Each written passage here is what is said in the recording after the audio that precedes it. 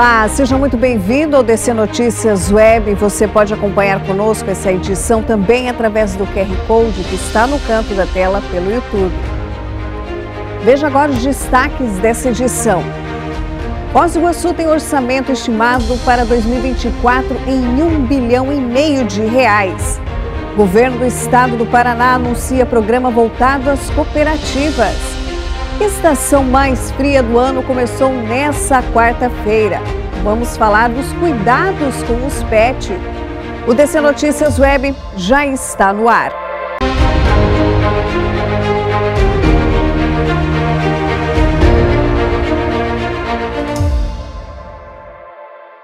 Olá, o orçamento de Foz do Iguaçu será de R$1,5 bilhão de reais em 2024. As secretarias da Educação e Saúde concentram mais da metade do recurso. Foz do Iguaçu terá um orçamento no valor de R$1,5 bilhão de reais. É o que prevê o projeto de diretrizes orçamentárias que foi amplamente discutido em uma audiência pública na Câmara de Vereadores. O documento demonstra fatores que compõem a arrecadação do município, bem como as despesas e os investimentos públicos. Essa reunião, essa audiência pública para tratar da LDO, Lei de Diretrizes Orçamentárias, ela serve para buscar e fazer a população entender o que dá diretrizes que vai depois formar o orçamento para 2024. Então, a Lei de Diretrizes Orçamentárias, o próprio nome já diz, ela direciona, ela dirige as ações, a proposta que vem depois da LOAS, que é a Lei Orçamentária Anual para 2024 do Executivo Municipal, que contempla, logicamente, as suas secretarias, as autarquias, inclusive a Câmara Municipal também nesse contexto. E essa audiência, então, traz um esclarecimento aos vereadores participantes, ao público que estiver presente, aqueles que vão nos acompanhar nas redes sociais também, mas especialmente a sociedade civil organizada, as pessoas com bom senso crítico para analisar a necessidade de aplicação de um recurso, uma ou outra dotação orçamentária.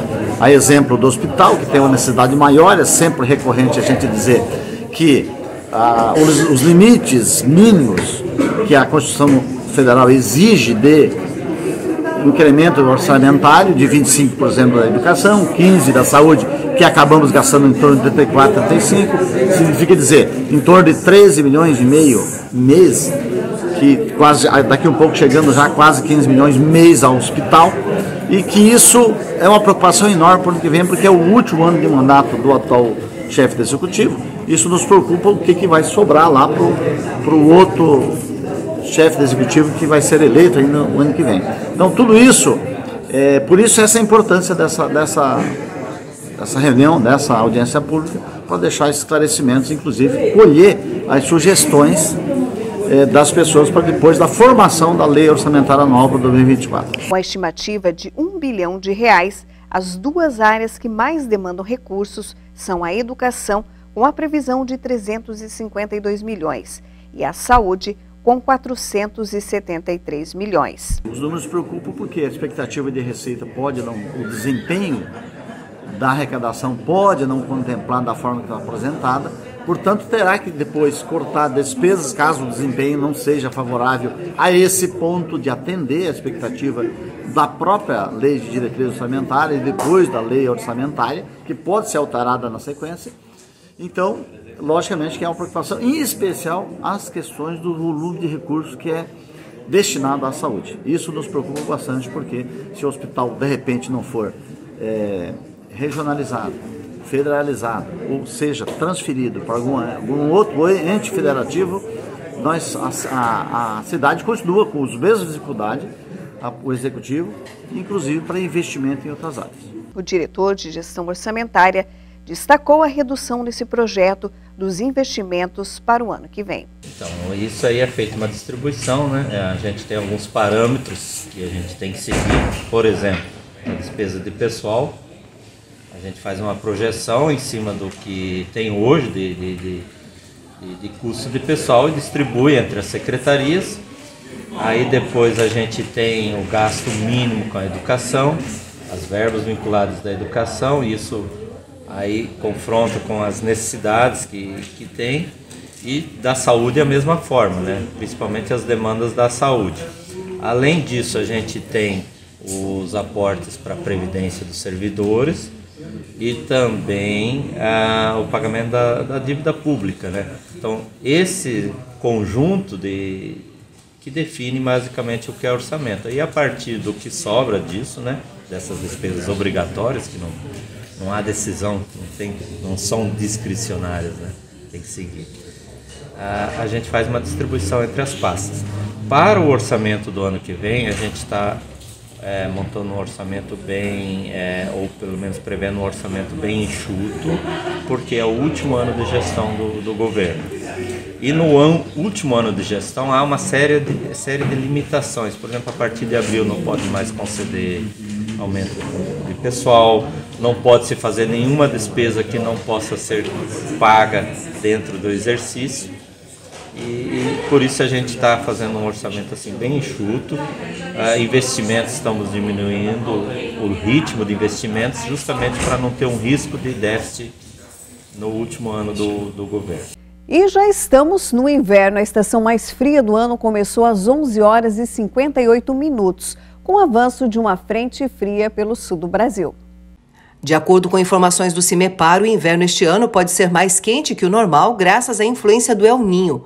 O dia também foi o mais curto do ano por conta do solstício de inverno, evento em que o hemisfério sul recebe menos radiação solar que o hemisfério norte, deixando o dia mais curto e a noite mais longa. Hoje as temperaturas em Foz ficaram entre 15 e 20 graus. Ainda faz frio ao amanhecer nos próximos dias, mas à tarde as temperaturas serão mais agradáveis no estado. Amanhã, as áreas de instabilidade que atuam de forma desorganizada no estado deixam o tempo firme. Em Foz, mínima de 16 e máxima de 19 graus. E veja a seguir, o governo do estado anuncia programa para as cooperativas.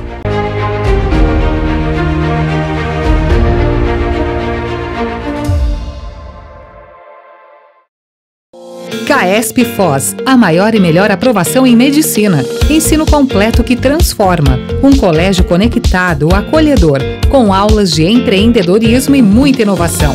Carinho e cuidados em cada detalhe para os melhores resultados. Da educação infantil à aprovação nos maiores vestibulares do país. CAESP é resultado, a maior e melhor aprovação em medicina. CAESP, líder em aprovação.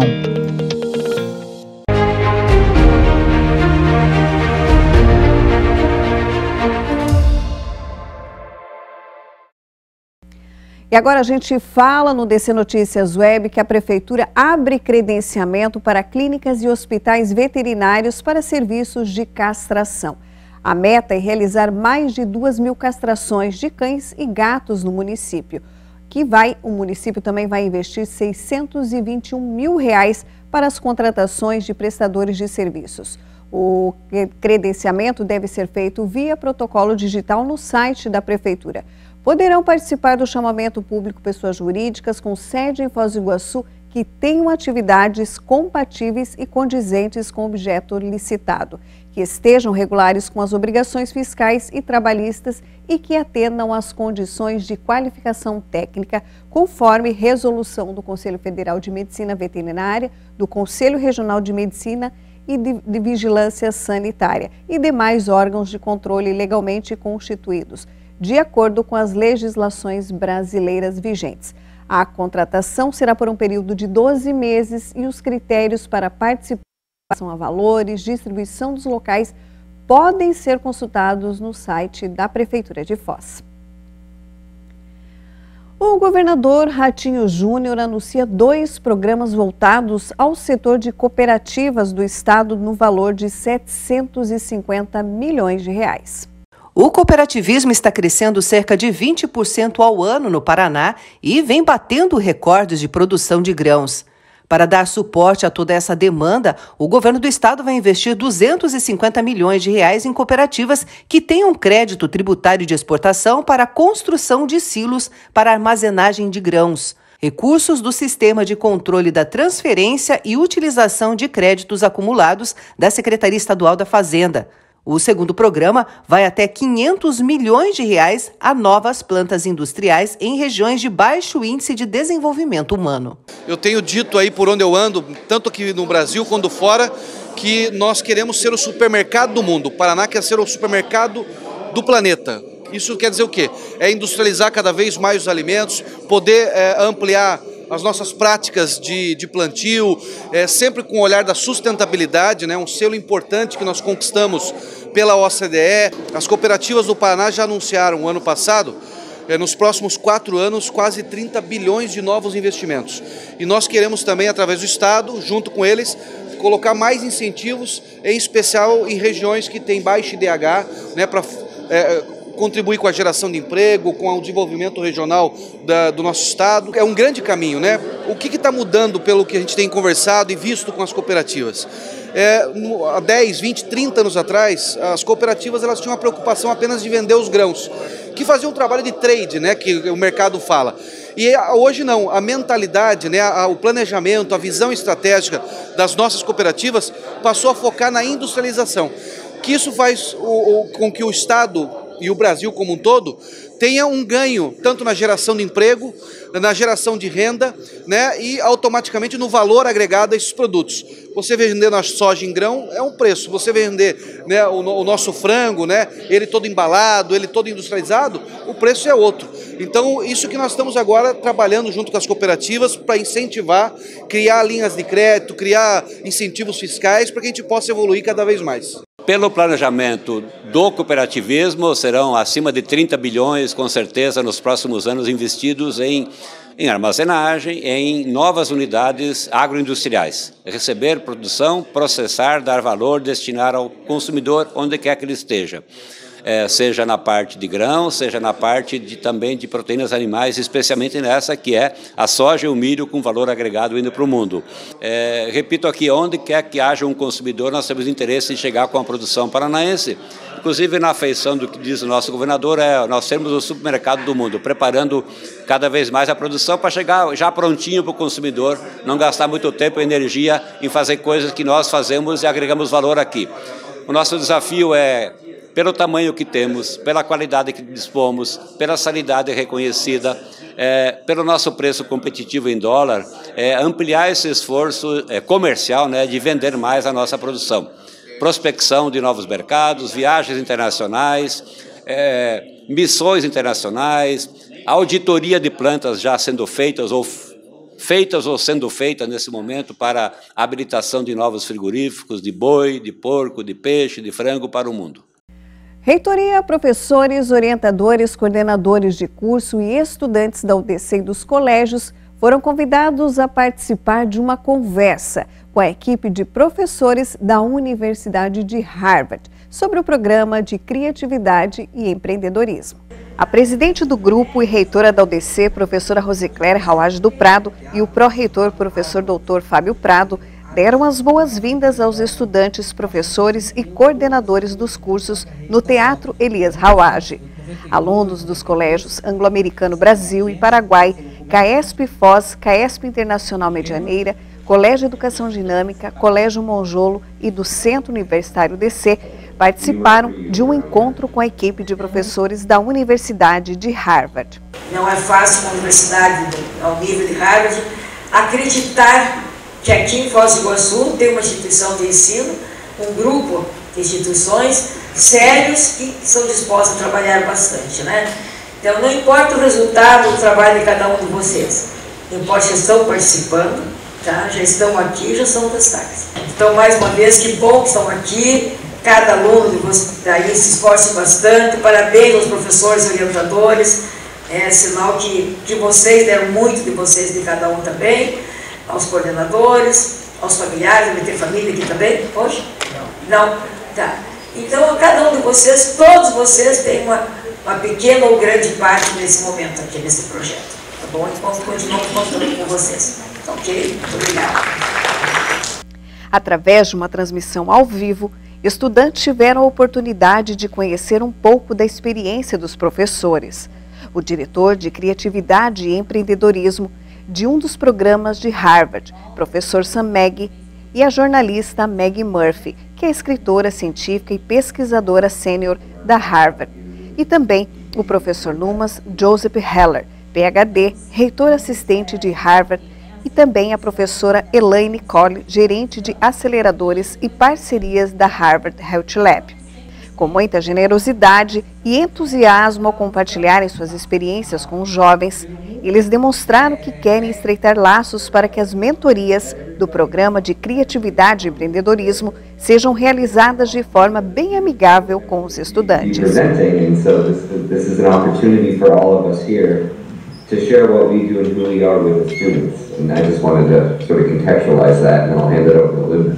A chance que os estudantes têm de trocar ideias e adquirirem novos conhecimentos deve ser muito enriquecedora, tanto para a vida pessoal como profissional. O mais importante que eu acho para eles, para os alunos, é eles terem a percepção de pensar o que é criatividade, de pensar em o que é empreendedorismo, e isso não significa empreendedorismo, vou abrir uma empresa.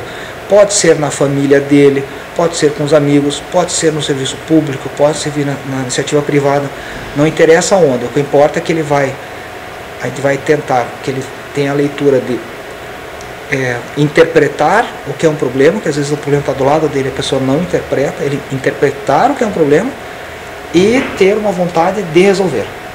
Esse é o ponto principal. É uma mentoria particular de sonho de alto nível, né? É um sonho, eles vão estar com 4 professores da Universidade de Harvard, orientando, escutando primeiro, depois orientando, dando sugestões, críticas. Então é um começo, ó, está indo para o caminho certo, gostei, não gostei. Então é um começo que a gente sabe onde começa, mas não sabe onde termina. É o começo de um sonho muito grande, que já virou realidade da minha vida profissional, de estar com a nossa equipe aqui, né, de estar oferecendo para os alunos. Agora cada um vai fazer o seu caminho. E veja no próximo bloco, frio acende o alerta para os cuidados com os pets.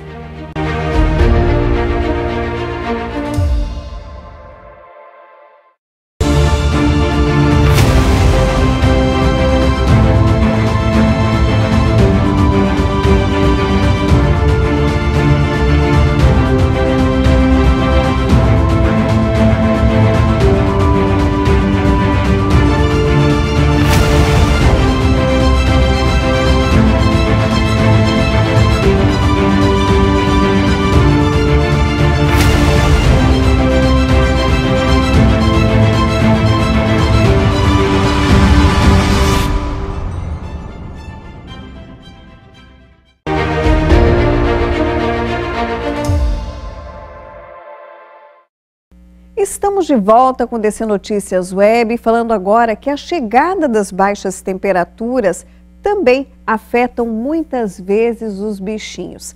Saiba como cuidar do seu animalzinho de estimação. A estação mais fria do ano requer cuidados especiais com os pets. Assim como os seres humanos, os animais também sofrem com as baixas temperaturas. E não é porque eles têm uma pelagem extra que não sentem frio. A nossa equipe foi até a Clínica Escola do Curso de Veterinária da UDC para saber como cuidar dos bichinhos de estimação no inverno. A médica veterinária Renata Prestes de Oliveira deu algumas orientações importantes. Primeiramente, nós temos que lembrar que a temperatura do cão em base é de 37,5, 38,5. Logo nos dias mais frios, naqueles dias de inverno, os cães eles precisam de fontes de calor para se aquecer. Os adultos não têm muita dificuldade em relação aos cães pequenininhos, aos filhotinhos. Estes sim precisam de mais cobertas, mantas, para poderem se manter aquecido, até porque eles não conseguem ainda manter bem o seu calor. Aquele tutor que tem o hábito de levar o seu animal no pet para banho e tosa, ele tem que reduzir essa frequência. Ele deve manter os pelos e subpelos desses animais para que eles possam manter a sua temperatura, até porque eles utilizam o pelo para que haja manutenção da temperatura corpórea. Eles se protegem por meio dos pelos, tanto contra o calor quanto o frio. E a redução também da quantidade de banhos também. Sim, a redução da quantidade de banhos, até porque nós expomos esses animais a diferentes temperaturas. Então pode haver um choque térmico. Essa questão de adaptação à temperatura pode fazer com que o animal apresente até mesmo uma baixa de sua imunidade, ficando mais suscetível a algumas doenças respiratórias que são típicas do inverno. Assim, outra coisa que é muito importante lembrar, que quando você leva o seu animal num pet, ele está suscetível a ter contato com mais pessoas, né, que carregam vírus, bactérias por meio de suas roupas, cabelos, o que nós chamamos de fomites, então ele fica mais exposto. Manter o esquema vacinal é extremamente importante e existem até mesmo vacinas específicas para a rinotraqueite dos felinos. O que é isso? É uma doença que afeta a porção superior do trato respiratório desses felinos. Nós temos vários vírus, sincicial respiratório, as influenzas, o próprio coronavírus canino, felino, todos contemplados nessas vacinas. Nós temos também vacinas específicas para Bordetella bronquicéptica, uma doença causada por uma bactéria que vai afetar cães que vivem em maiores concentrações.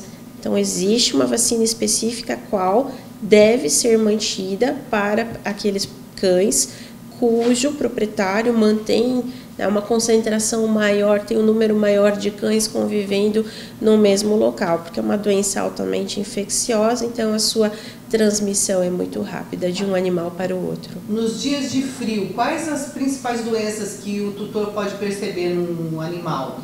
Tanto gato como cachorro? Geralmente as gripes, as influenzas, né, são as mais comuns. Também, tossem, espirram bastante, possuem bastante secreção, né, acabam apresentando secreção nasal, secreção oral.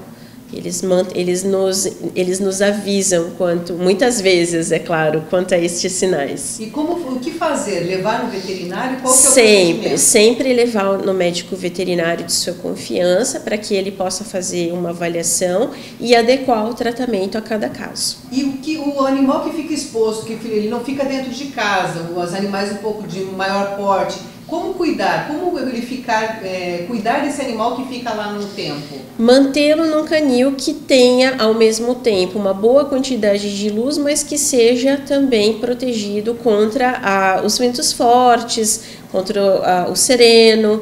É muito importante que você possa manter esse canil bem arejado para que ele possa, né, receber a radiação solar.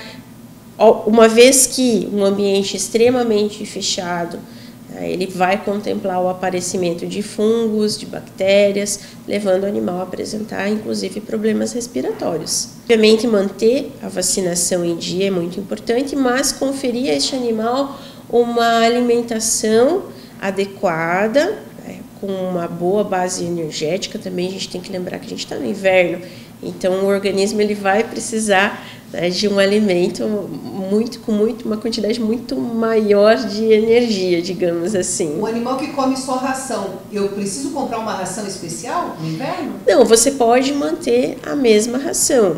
Obviamente que você também tem que controlar essa quantidade de ração.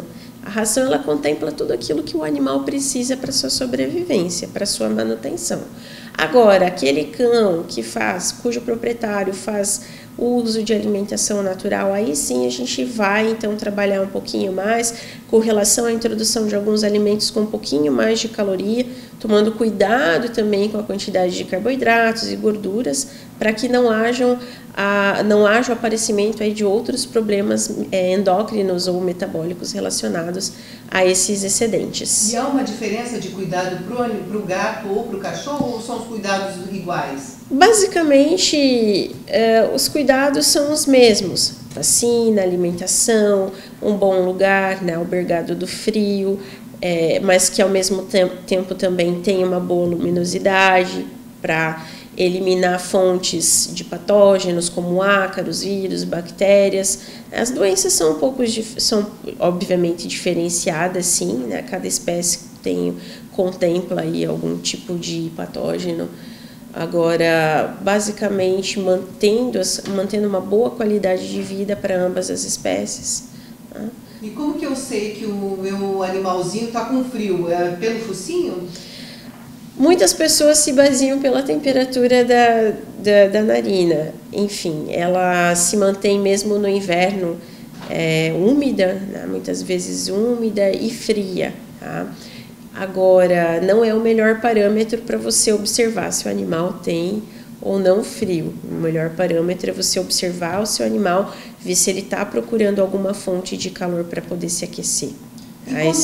E ele treme, e ele faz a piloereção, né? Ele fica todo arrepiado, né? Então justamente ele faz esse arrepio para deixar o ar quentinho ali na região dos pelos e dos subpelos, né, para que ele possa então manter essa temperatura. Então são por meio dessas observações. Então quando ele fica meio tremendo, a musculatura fica tremendo, é porque ele está sentindo Isso, frio. ele está com frio, ele treme para gerar calor, né? Então a gente precisa observar bem para daí sim ofertar cobertas, mantas específicas para cães também, sempre cuidando com a higiene dessas mantas ou mesmo das roupinhas, até porque elas podem carrear patógenos, né?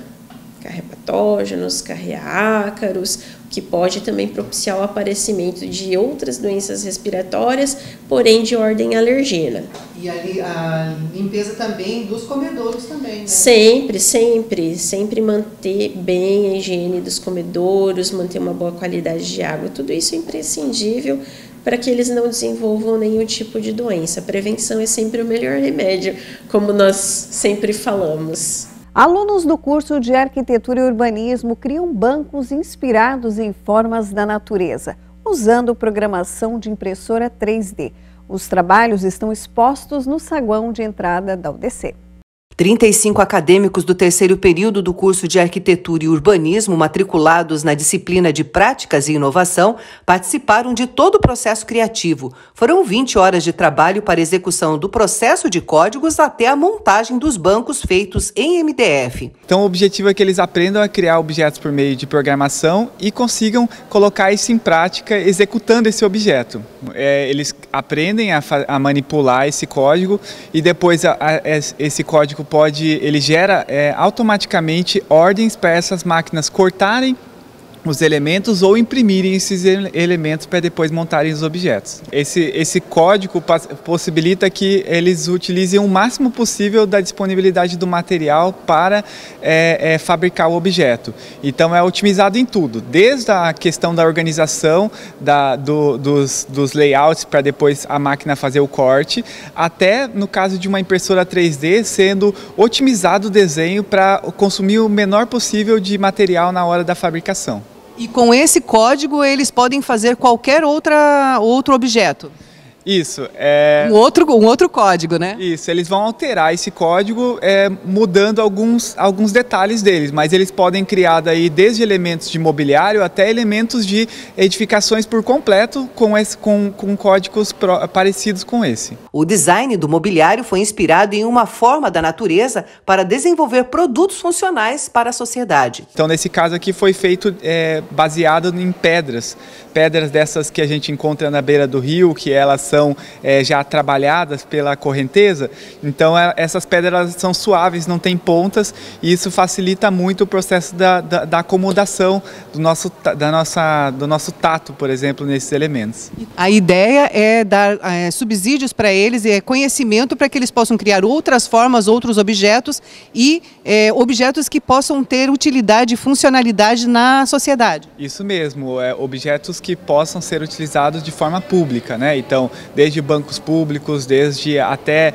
elementos que a gente possa colaborar com o design para alguma instituição, ou até estimular eles a criarem objetos ou elementos que possam ser utilizados para autoconstrução. Em caso de desastres naturais que devastam regiões, precisam de coisas que possam ser montadas rápidas e de fácil compreensão, não precisa de mão de obra especializada. Então o design pode servir para isso, para também criar esse tipo de estrutura. Aprovado o banco dos alunos de arquitetura? Ah, bem aprovado, né? Bem confortável, é muito aconchegante. E o interessante é que eles fizeram isso em sala de aula. Fizeram em sala de aula e fizeram em 3D ainda, né?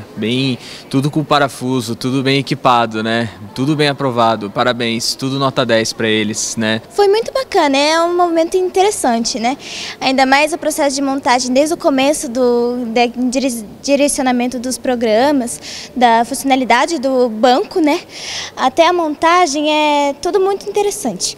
Ainda mais na prática que você consegue aprender muito mais, né? Enfim. No quesito da construção, acho que foi um momento muito marcante para a gente, ainda mais porque é um aprendizado que você vai pegar futuramente, ainda mais se quiser produzir algum tipo de produto, né, quiser vender por fora, né, é muito legal. Ainda todo mundo contribuiu, ajudou com o quesito a esse tipo de montagem, desde o processo do começo, que foi da programação, o corte quesito na gráfica para 3D, até as montagens de cada peça, foi tudo muito delicado e muito marcante, né, para todos.